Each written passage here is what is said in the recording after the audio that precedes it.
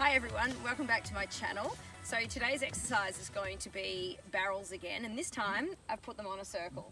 So this exercise I have done before using just plain poles, but I thought just to be a little bit different and a little bit more challenging, I would put the barrels on a circle.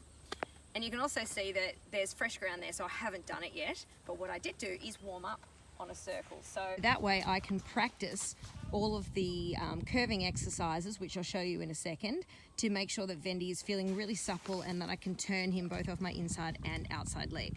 So the aim here, and this is great about, the great thing about having a sand arena, is that when it's freshly raked, you can see exactly where you've been by all of the marks. So I've managed to stay on a pretty regular sized circle. The arena here is 30 meters wide, so I'd say this is pretty much a 20, maybe 22 meter circle. So here's my exercise that I usually do, which is 4 poles on a circle, and you set them out like on a clock, 3, 6, 9 and 12. Now the arena here is 30 meters wide, so we've put this roughly on a 20 meter circle, but you can also do it a little bit bigger.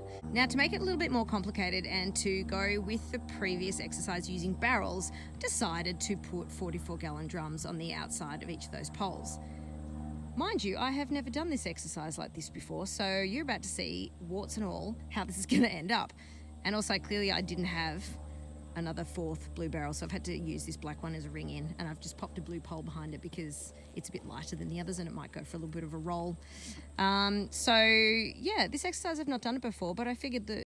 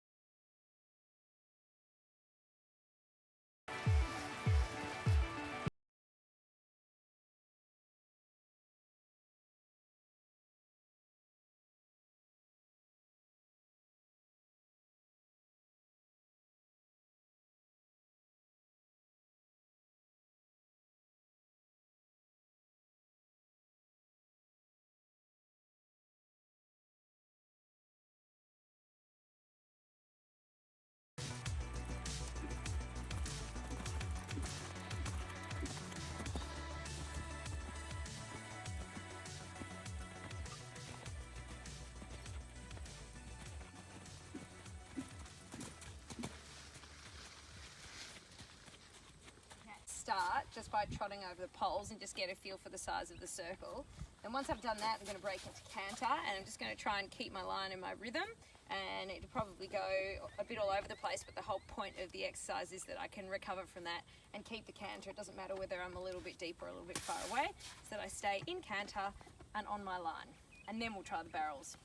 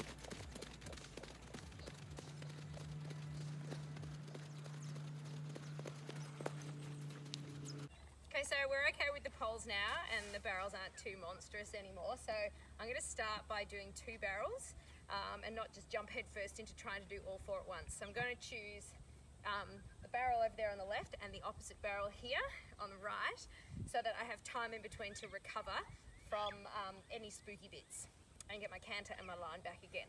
And I'm going to approach the first barrel from a straight line so that it's fairer on Vendi and he knows what to look for. Right, potatoes.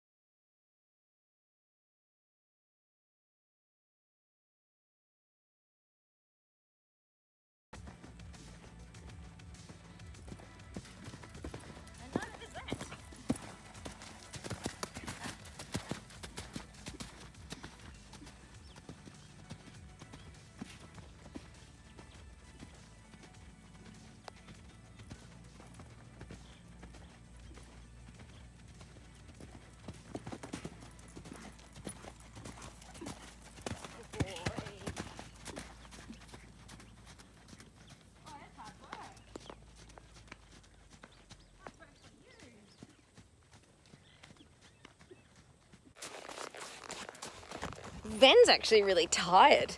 That episode was quite tiring, and it really took a lot of concentration. And when you see the little mistakes that are made, particularly just at the end when everything was going pretty well, and I think I just lacked a little bit of concentration, and I thought it was all okay, and then he just sort of zoomed out to the side. So I always make sure that I finish on a really good note, and it's kind of good. Well, no, it's not kind of good. There's a really great saying, and it's equestrians don't make mistakes. Mistakes make equestrians. I really enjoy doing that exercise because it can be really frustrating, but for every mistake that I make, I really learn a lot from it.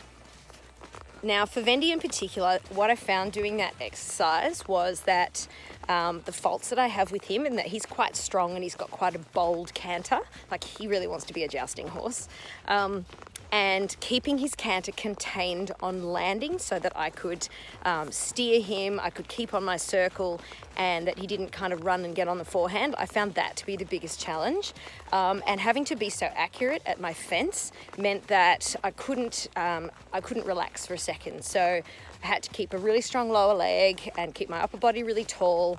I had to be super aware of where his shoulders were, so making sure that he stayed straight the whole time, keeping in really even contact, and using my upper body a lot to be able to slow him down, because if my upper body got forward and I just relied on my hands to bring him back, then I lost my whole position, and then if I lose my position, then the whole circle, the whole thing goes out the window. So in terms of controlling a big strong horse, I found that to be a really useful exercise and probably a really good gauge of all of those things put in together. So for me, I think that's going to be an exercise that I will do on a regular basis. And you know what? I'll say it.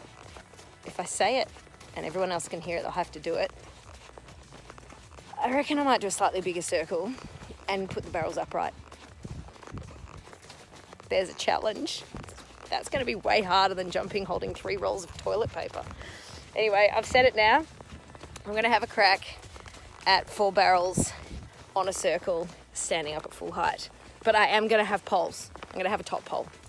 Anyway, okay, there's a challenge. Now, just thinking of some ways to make this exercise a little bit more straightforward, you could put 2 barrels next to each other, plus you can also put the V-rails that's featured in our Arrowhead barrel vlog, and you could make that quite a bit more straightforward to stay in the center. So if you don't want to start with just the single barrel on its side, please do make everything a little bit more straightforward so that both you and the horse have more chance of success, and that the horse really understands it. Because the last thing you want to be doing is cantering around, running out of barrels left, right and center. So make it as easy as you need to get over the skinny first, before you start making the skinny too hard. So thanks very much for watching my video on barrel exercises on a circle. Don't forget to like, subscribe and share. And also let me know what other training tips that you might like, or if you've got any issues that you'd like to overcome. If I can help you by doing some exercises and posting them on a video, I would love to do that. See ya. Oh, Ben says sayonara.